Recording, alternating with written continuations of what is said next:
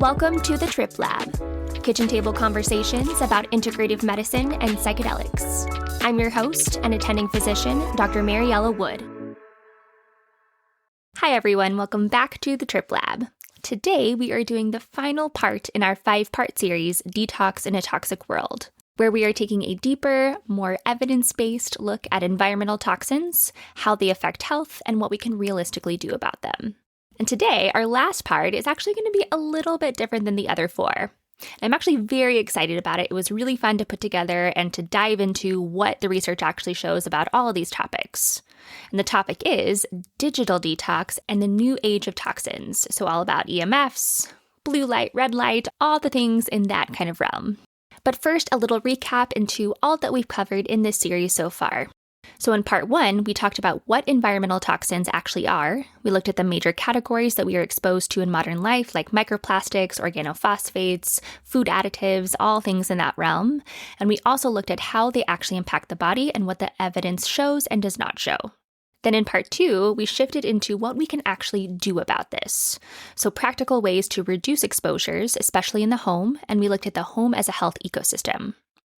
In part 3, we looked at the other half of that conversation and moved into how the body is already detoxing 24/7 and what we can actually do to support those natural detox and elimination pathways through things like nutrition, hydration, movement, sleep, stress reduction, sweating, and a whole lot more.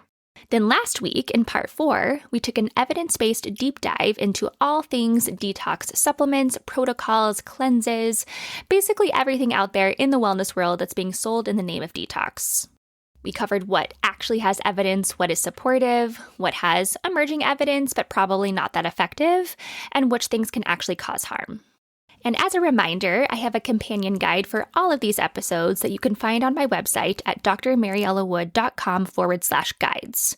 That's drmariellawood.com/guides. So all of these guides for all of these episodes have all the information that we're covering on this podcast in a nice little summary. I also have brand recommendations, none of them sponsored, other resources, links to websites, and a lot more. So make sure to check those out if you are really interested in this topic. But back to today, part 5. So again, we are widening the lens here.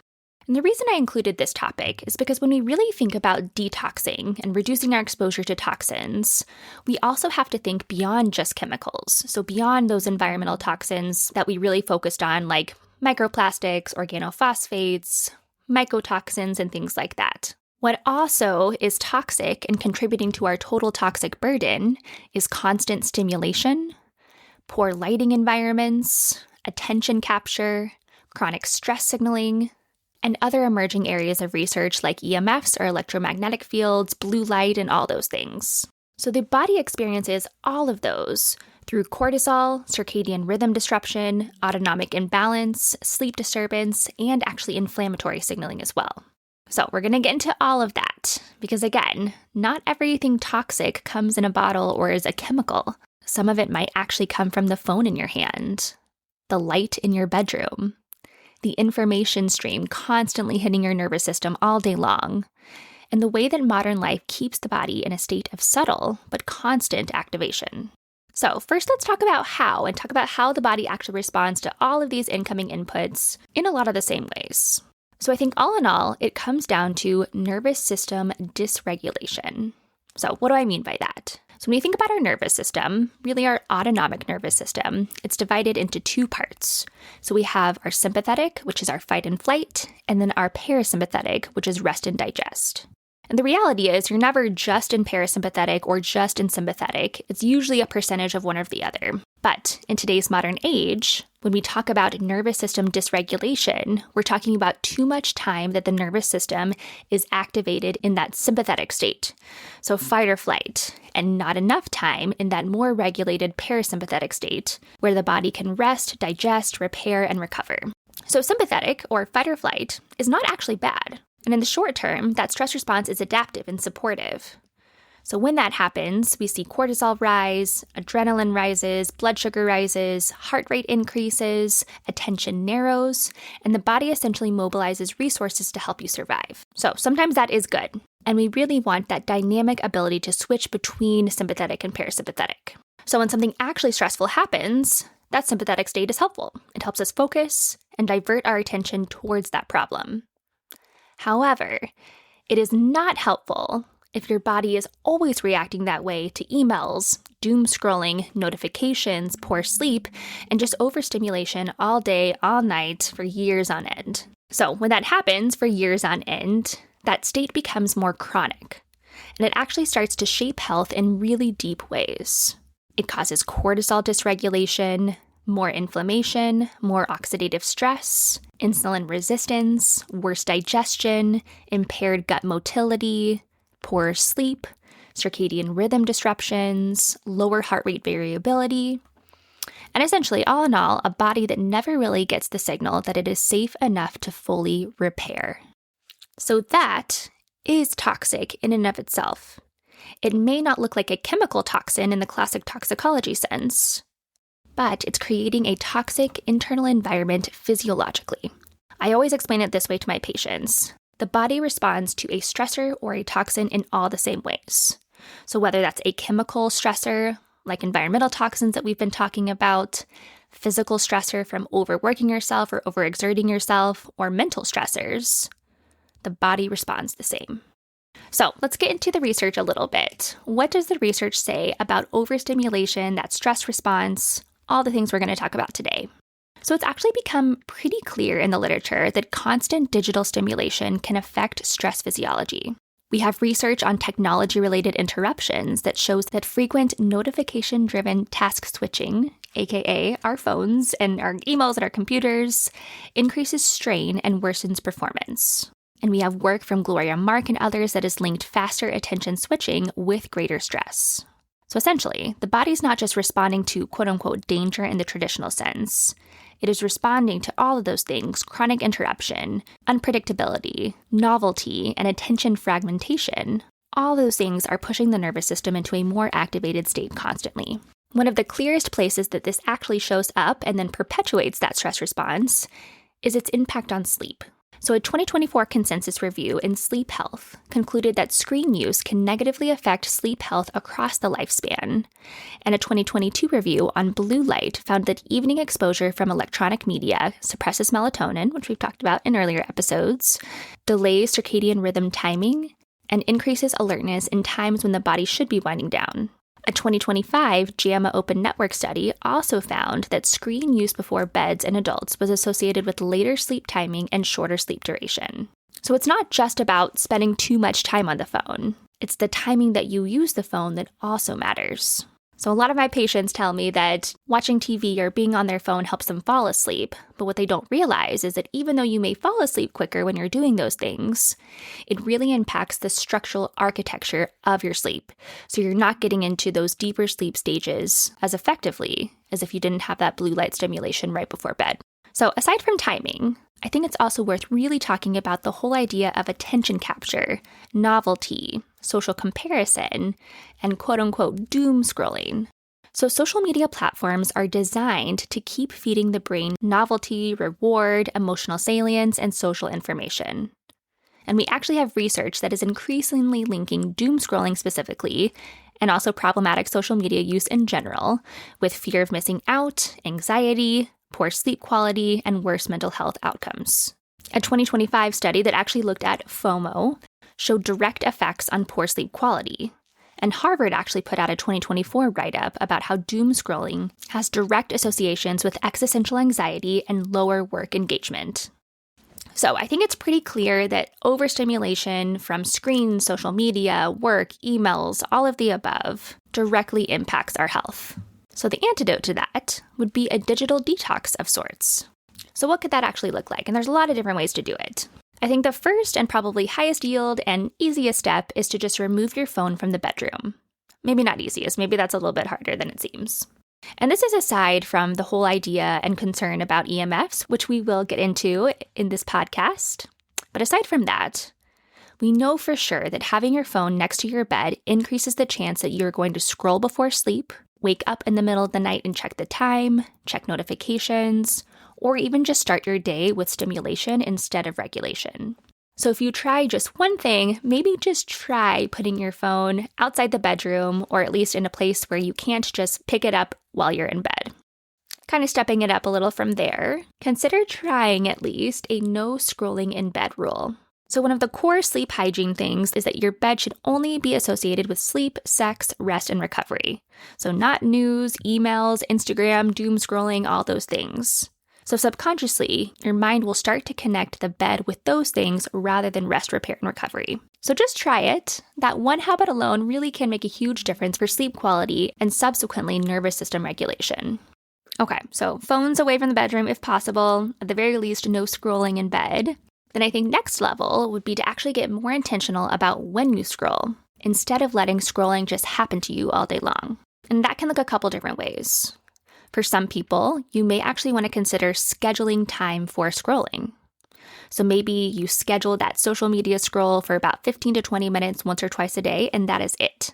For those of you on social media a lot more than that, maybe you'll have to schedule protected time for not scrolling. So for example, no social media before 9 a.m., or no news after dinner, or maybe no phone, at least for the first hour after waking up. So pick one of those options that work best for you. Think about it in this lens. Our goal is to stop letting your nervous system be constantly hijacked by random inputs all day long. Then we can actually level it up a little bit further. And I think a really powerful practice is doing a more formal digital detox. So again, that can look a lot of different ways to a lot of different people. You could go completely off social media and news for 1 week. So no Instagram, no TikTok, no doom scrolling, no checking headlines. So for 1 week, just give your brain and your nervous system a real break from that constant feed of stimulation, comparison, fear, and attention capture. And then the more complete version of this would be something like a full digital detox weekend or full week, depending on what your work is like. So either a retreat in your own home where you're not just off social media and news, but also not checking emails unless it's absolutely necessary. So trying that is where people often realize how much background stress and cognitive load they were carrying without even noticing it. Because it's not just social media here. It's really about the constant sense of being reachable, available, and always on. Okay, so that's digital detox, so removing the problem. But of course, the other side of this conversation is not just about removing toxic inputs. We can also actively do things every day that help regulate the nervous system. So yes, we may have inputs that are inevitable, but we can start doing things that can move the body back towards safety, regulation, and parasympathetic tone, that rest and digest. So this would be things like daily breath work, mindfulness, meditation, a yoga nidra practice at nighttime, and other mind-body practices. So I talked about these a little bit in part 3, but they really do directly influence your physiology. For example, slow breathing, especially with those longer exhales, actively in real time reduces sympathetic tone and supports vagal tone or parasympathetic tone. Mindfulness is another personal favorite of mine that has lots of studies about it. And if you do it regularly, even 2 minutes or 5 minutes a day, done consistently, you can lower your stress reactivity and improve emotional regulation over time. Yoga Nidra, which is a specific style of meditation done at nighttime to help you sleep, and other guided relaxations can also help shift the body out of that hyperarousal state and into a more restorative state. And there are some really great apps, actually, that can help you do these nervous system regulating practices. And I do understand how ironic that is to recommend an app in a digital detox episode, but I think it's also realistic. We are involved with phones and technology all day long. So if we're going to use that technology, let's at least also incorporate ways that it can support us too. So some of my favorites are the Waking Up app by Sam Harris. So this one is great if you like more neuroscience-based and an intellectually grounded approach. So he has new 10-minute mindfulness meditations every day, and he does focus on mindfulness meditation. He also has other meditation courses, longer form lectures that go deeper into consciousness, attention, and the mind, which I personally love because I love neuroscience, psychedelics, everything in that realm. A newer app that I'm actually really loving right now is called Open. So this one offers meditations, soundscapes, yoga nidra, and breathwork. And I'm personally enjoying it because it has a more philosophical and reflective undertone. So taps a little bit more into spirituality, but I would say more philosophical than spiritual. And it's just a really beautiful and aesthetic app as well. There's also Insight Timer, which I think probably has the largest amount of content out of all of them. So it has everything from short 2-minute meditations to breath work, sleep tracks, talks. The only downside, in my opinion, for this one is that there might be too much on there. So you do have to do some digging and some scrolling and trying things out to find the style and the person that works best for you. But it's a great resource if you want a lot of options and you want a free app. They also do have a paid version, but the free version gives you a lot of meditations. Then, of course, there are apps like Headspace and Calm that I also think are great. These ones, I would say, are easier to use, approachable, and can be really helpful if you're just getting started with meditation. Okay, so that's more digital detox, screen stimulations. Besides actual digital stimulation detox, there's also the idea of toxic relationships and toxic people as health exposures as well. Or maybe even more broadly, I would say that boundaries themselves are a form of detox. So I'm not trying to say that every person in your life has to be a quote-unquote toxic input in a dramatic sense. But sometimes partners, family members, even friends, bosses, coworkers can unintentionally keep your nervous system in a state of anticipation, vigilance, guilt, overfunctioning, or emotional exhaustion. There's actually research on social strain and stressful relationships that show higher inflammatory markers in the body. And there's also some emerging stuff showing its impact on the endocrine system, cardiovascular system, and immune function as well. So these toxic relationships, or at least partially toxic relationships, are not just emotionally draining, they can actually change the body. So the antidote to that, you do not need to remove everyone from your life. If your partner is creating a toxic input for you, it does not mean that you need to divorce them or break up with them. But I think boundaries, even in a loving and good relationship, can be really helpful.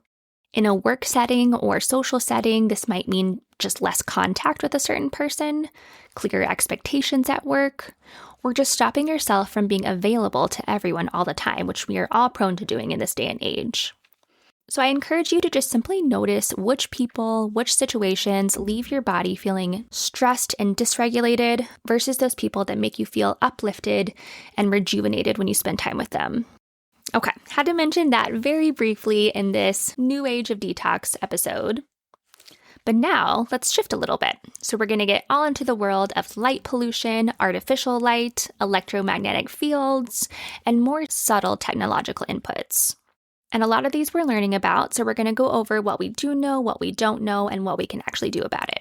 So first, let's start with light pollution, and specifically artificial light pollution. So that could mean fluorescent lighting at work or in office spaces, LED bulbs in our houses, overhead lighting at night, or light during wrong times of the day, TVs, laptops, tablets, phones, all of those.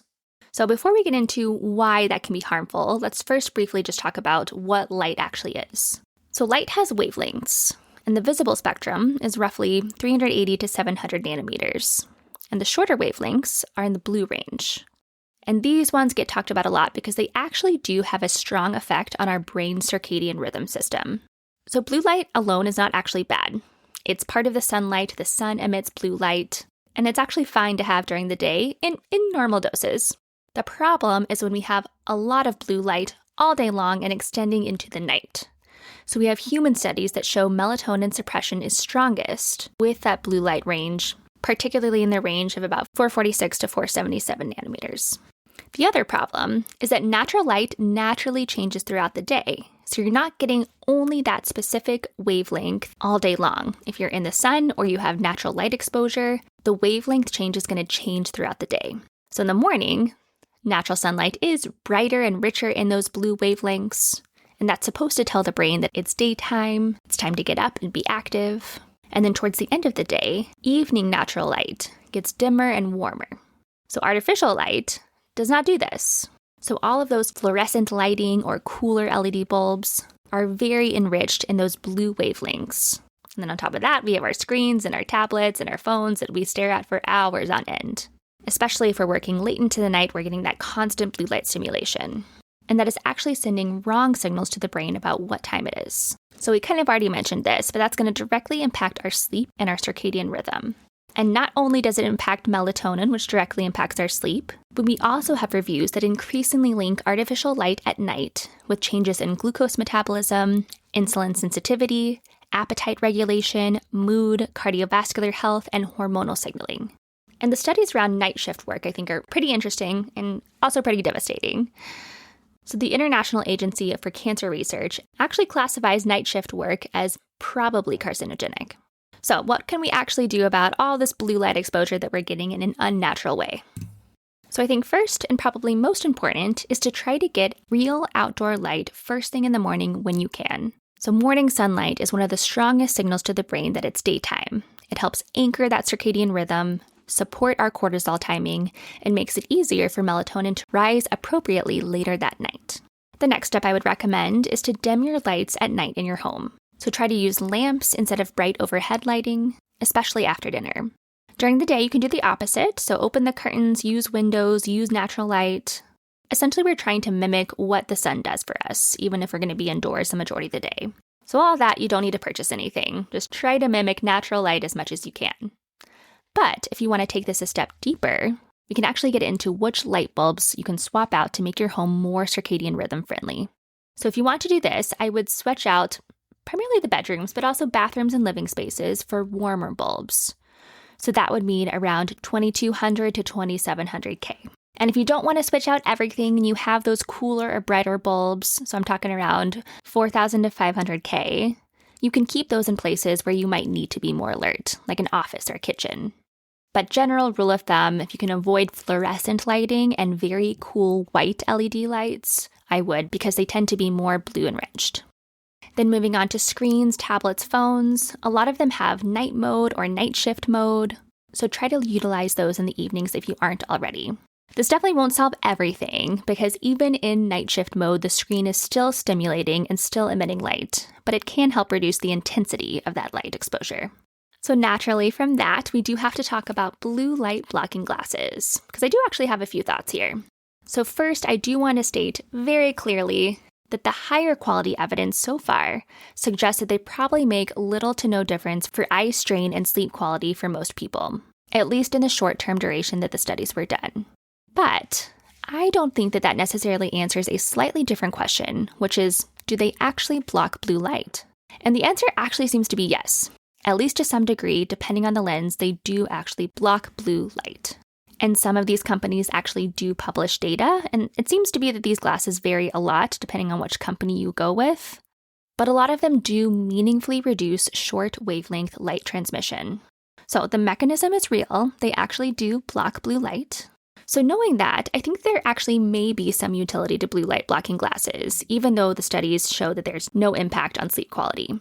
And the reason being is that those studies were done over very short periods of time, and they controlled for a lot of different variables, as they should to make it a good study. But in real life, if you're trying to shift or support your circadian rhythm, that takes time and rarely is impacted by one tiny intervention alone. So we have to put everything together. Morning sunlight, reducing overall screen time, lowering brightness at night, changing light timing, dimming lights in the home. So if we're doing all of those things, I could see if you really wanted to optimize your circadian rhythm, that blue light glasses may be somewhat helpful as part of a larger circadian supportive practice. I think definitely what's more important is just reducing screen time in general, especially in the evening. But if that's not fully possible to do, I think there may be some utility to using blue light blocking glasses if you want to do that. Okay, so we talked a lot about blue light. I think next it makes sense to talk about red light and near infrared light. And I want to really dive into this one because I think there's a lot of exciting and emerging science in this area. And the first thing I'll say is just because a light is red, it does not necessarily mean it is red light in the therapeutic sense, and definitely does not mean it's infrared or near infrared light, which is really what we're studying. So first, what are we studying about red light therapy? Or more broadly, it's called photobiomodulation. So the idea is that specific wavelengths of light may interact with the body in ways that support mitochondrial function, which is one of the biggest mechanisms, cellular signaling, repair, and recovery. And most of this is with near-infrared and some of that red light. And what some of the studies are showing is that these specific wavelengths interact specifically with cytochrome C oxidase, which is in the mitochondria, which in turn improves cellular energy production, reduces oxidative stress, and supports all repair processes. So that's why people are using them and studying them for a wide variety of things, from skin health, wound healing, pain, inflammation, hair growth, retina and eyes are a big one, and just general systemic mitochondrial support. And we actually do have a 2025 evidence-based consensus that describes all of these core biological rationales and that they're actually plausible. And a lot of the research actually in this area is for the retina, or the eye. And the reason being is the retina is one of the most mitochondrial dense tissues in the body, so it makes it a really useful place to study mitochondrial aging and repair. And we actually have human studies where researchers used 670 nanometer red lights, and they did actually show improvements in color contrast sensitivity and age-related visual decline. There's also studies showing reduced retinal inflammation and improved mitochondrial membrane potential. But what I think is even more interesting than this is that red light exposed to the retina may not actually be limited to just improving the retina itself. So near-infrared light penetrates much more deeply than visible red light. And we have studies suggesting that long-wavelength light can influence things like blood glucose regulation, inflammatory signaling, and actually possibly more distant tissues that are not directly exposed to that near-infrared light through mitochondrial and immune-related pathways because the immune system goes all over the body. There's a really interesting paper in Nature that showed that longer wavelengths in sunlight may actually have a systemic impact that improves vision even when not directly exposed to the eye. So those are all very interesting. I think the data around near-infrared light and mitochondrial support is actually very plausible. But what actually does have a lot more evidence here is using red light therapy for skin-related issues. So we actually have multiple human trials showing benefits in quote-unquote skin rejuvenation, collagen production, wound healing, inflammation, and visible signs of aging. So most of the studies used wavelengths around 630 nanometers, so red light, and they sometimes also combine this with the near-infrared, which is around 850 nanometers. And the studies actually do show improvements in crow's feet, skin texture, elasticity, and overall photoaging. So if you're looking for red light for skin, there actually is evidence behind it. So red light, visible red light, generally around 630 to 680 nanometers. Near-infrared is just beyond what we can see, usually in the range of 800 to 850 nanometers. And that's the one that penetrates deeper and has those mitochondrial effects. So the sun actually emits both. It gives a full spectrum of light, including that visible red and near-infrared wavelengths. So knowing that, if you are actually wanting to purchase a red light or near-infrared light device, what should you look for? So I think a lot of products on the market make very broad claims about skin, which we do have evidence for if you get the right wavelength, hair, recovery, inflammation, mitochondria, full body wellness. But a lot of them don't actually publish the wavelengths or the irradiance. So if your goal is mainly skin, you actually don't need some massive, ultra-powerful panel. So if you're getting one of those red light face mask devices, I would recommend making sure that the wavelength is between 630 to 660. And you don't need a huge irradiance here, so about 20 to 30 at the treatment distance is all you need for skin. But if you are interested in those deeper mitochondria full body, and that includes hair actually, so hair is much deeper than just the skin. If you want muscle support, joint support, or broader mitochondrial claims, then you really need near-infrared. So that would be a wavelength between 810 to 850 nanometers, and this one you actually do need a much higher irradiance, so around 100. And some brands actually do publish these specs very clearly on their websites. So check out the companion guide to this episode to find all the brand recommendations that I've looked up. And you can find that at drmariellawood.com/guides. But as you're looking to purchase one of these devices, I urge you to keep in mind that the data supporting mitochondrial health with that near-infrared light is very interesting and plausible, but it's not robust yet. So a lot of these devices that actually meet the wavelength and irradiance requirements for this are very expensive, like thousands of dollars minimum. So just keep that in mind before you spend thousands of dollars on a product. It may actually help the mitochondria, but we don't know for certain yet. For red light, for the skin, there is evidence. Okay, great. Now I want to move on to EMFs, or electromagnetic fields, which I've mentioned a couple times here, and I'm really excited to dive into. Because this topic is usually where I see the conversation go in one of two extremes. So either people act like it is totally fake and not worth thinking about, or I see people that act like every router, cell phone is a guaranteed disaster. And as usual on this podcast, I think the truth is probably somewhere in the middle, but I will say not totally parsed out yet in the literature, which is pretty interesting. So EMFs, what are electromagnetic fields? So essentially, they are invisible energy that exists across a very broad spectrum. So light itself is actually part of the electromagnetic spectrum. So our radio waves, infrared radiation, X-rays, so all of those things are all on this spectrum. And the reason that this topic is getting more attention lately is because modern life has dramatically increased our exposure to certain kinds of man-made, non-ionizing radio frequency EMFs. So things like cell phones, Wi-Fi routers, Bluetooth devices, cell towers, even cordless phones, and other types of wireless technology. So even though the research is not fully parsed out yet, which we will get into, these are considered one of the fastest growing environmental exposures in modern life. And we're still figuring out exactly how they impact health, but we do have some evidence on the topic. So before we get into that evidence, I do want to also mention that everything has an electromagnetic component. So the Earth has electromagnetic fields. Our bodies actually do too. And this is not woo-woo fake science. We literally measure electrical activity in the heart with EKGs and the brain with EEGs. And that is partially why some energy healing modalities like Reiki may actually have plausible scientific ground behind them. And there actually are, small I will say, but studies nonetheless suggesting that one person's physiologic rhythms and electromagnetic signals may actually be detectable in another person even without direct touch. And in some cases, even when those people are not even in the same room. And an interesting personal clinical observation, when I was working overnight in the ICU, I will say that it was a little eerie how many times I would be watching all of the monitors for all of the patients in the ICU. And when one person's heart rate shot up or went into an arrhythmia, many other people's did as well at the same exact time. So definitely an anecdotal story, not evidence for this mechanism, but it repeatedly happened, enough times for me to notice and think about it. Little detour, but I do want to mention that electromagnetic fields, electromagnetic waves are actually present in the human body. So back to the environmental exposures. What we really want to know is what kinds of external electromagnetic exposures actually impact our health. And I think more importantly, like everything we've been talking about on this podcast series, at what dose, for what duration, and what specific issues. So thinking about radio frequency electromagnetic fields, like those from cell phones or Wi-Fi wireless sources, the mechanism that scientists are looking into is the impact of non-ionizing radiation. So ionizing radiation comes from things like X-rays that actually break chemical bonds. For the non-ionizing radiation, scientists are looking at long-term exposure and the impact that it has on oxidative stress, calcium channel signaling, membrane effects, and autonomic or nervous system changes.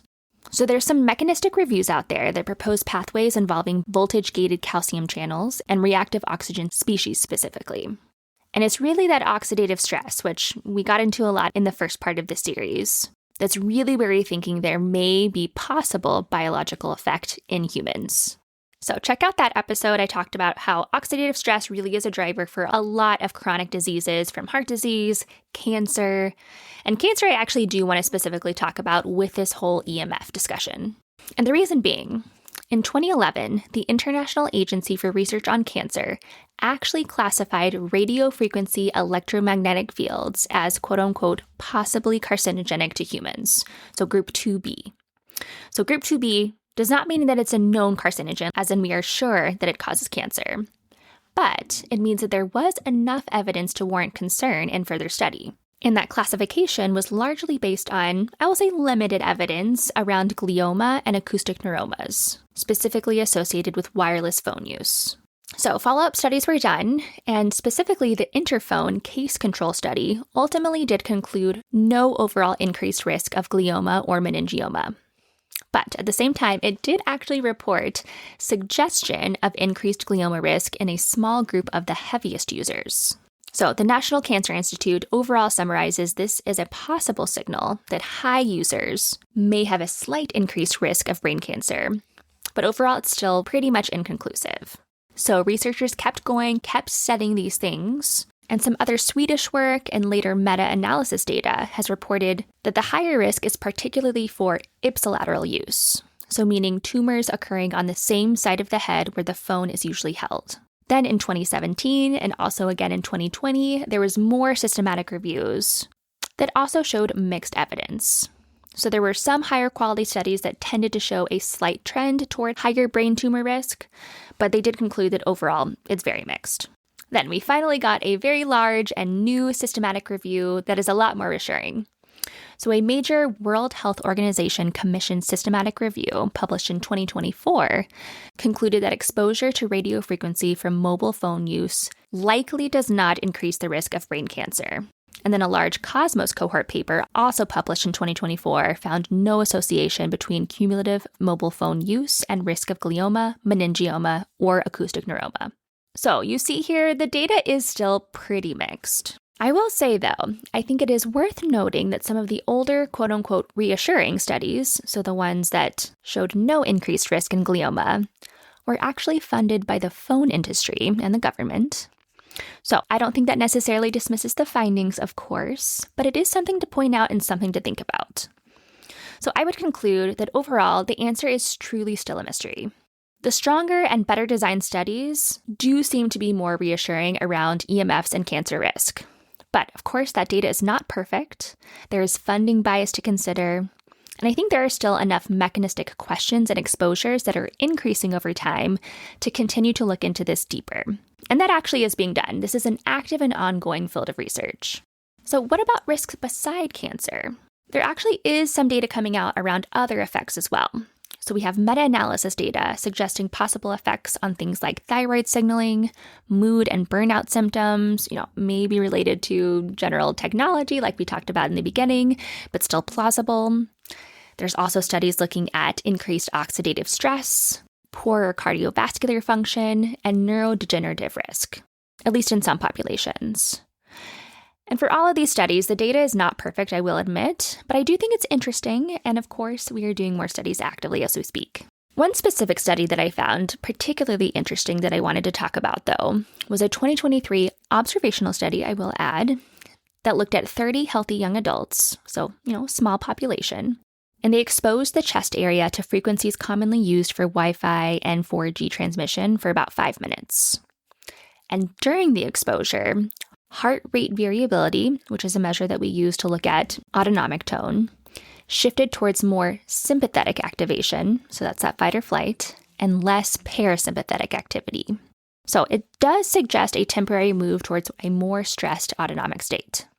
Again, small study, and that does not necessarily prove long-term harm, but I think it does start to show us that EMFs may actually have measurable biological effects, specifically over short periods of time.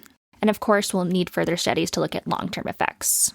But beyond that, there's also data suggesting changes in brain glucose metabolism, which was actually published in JAMA, so very credible journal article, changes in sleep structure, increased migraine risk, and memory changes.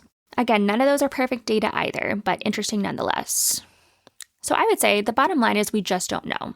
I think there is enough data to warrant at least a little bit of caution, and definitely we need further studies. But my personal opinion is there is no clear answer today. So with that, I think it is reasonable to use some low-cost, common-sense precautions, but I don't think it's worth the time, mental energy, or money to go down a paranoid rabbit hole and purchase all these products to block EMF exposures. So what can you do to reduce your risk to something that may or may not be impacting you, but probably still good practices to do? I think the first thing to think about is that distance matters. So exposure drops off dramatically as the device gets further from the body. So in that case, I think it is very reasonable to, 1, keep your phone out of the bedroom, or at least away from the bed, which we already talked about for its importance on reducing the risk of blue light exposure, doom scrolling, notifications, all those things. 2, if you have a choice, put your Wi-Fi router away from the bedroom so it's not close to you when you're sleeping. 3, think about using speakerphone instead of holding the phone directly to your head when you can. 4, just avoid carrying your phone pressed against your body all day if you don't need to. Put it on your desk, put it in your purse. You don't need to have it pressed against your body for possible EMF reasons, but also for nervous system regulation reasons. And 5, just in general, take some time away from devices, distance yourself when and if possible. So all those things, I think, are not just helpful to reduce possible EMF exposures, which again may or may not be impacting the body, but I think all those practices are also helpful to live a healthy lifestyle and just lower your overall stimulation burden. And thinking about microwaves, which I do want to mention briefly here, again, distance matters.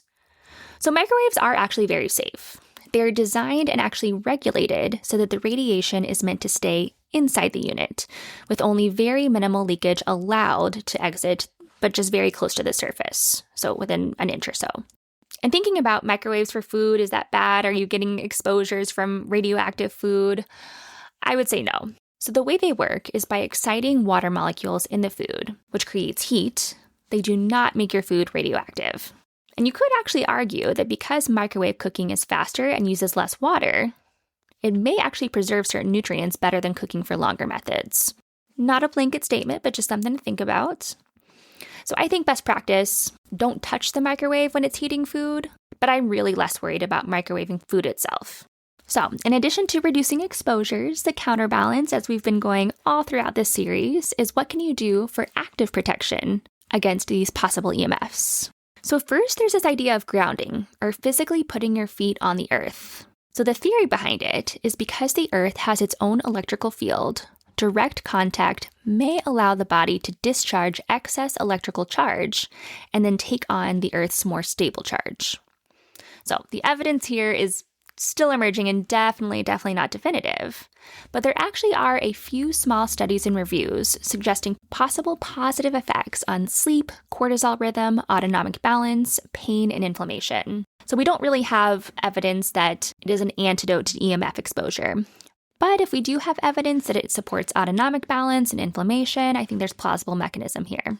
And I think more importantly, even though the evidence for grounding as it relates to EMF release and detox is very, very emerging, grounding requires you to get out in nature, at least to some extent. And there is a lot of robust data supporting that time in nature and nature as medicine has real therapeutic value.